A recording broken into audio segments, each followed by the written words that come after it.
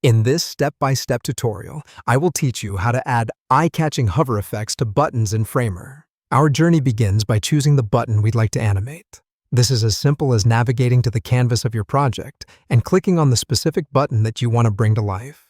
Next, it's time to unveil the magical world of the Effects panel. This can easily be accessed via the right-hand Properties panel, which, among other things, houses the Effects section.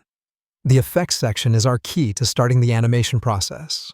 Give it a confident click to see the various options it provides. Now that you're inside the Effects panel, it's time to introduce a hover effect to your chosen button. Achieving this is quite straightforward. All you need to do is to click on the plus icon, which represents adding a new effect. Then, from the drop-down menu that appears, you go ahead and select Hover. And voila! We have successfully declared our animation effect. Following the declaration of the hover effect, a brand new panel will materialize just for you.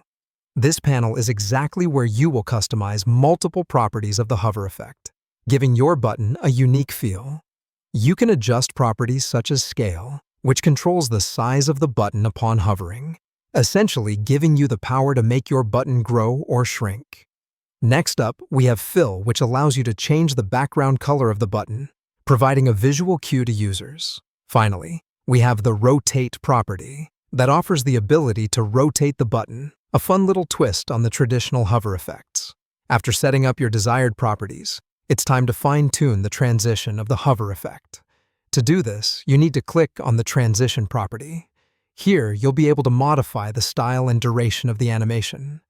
For instance, you might want to shift from an instant style transition to something a bit more fluid, like a spring. Or maybe you desire a specific duration for the transition. Flex your creative muscles and explore what suits your project best. The finale of this process is previewing the effect.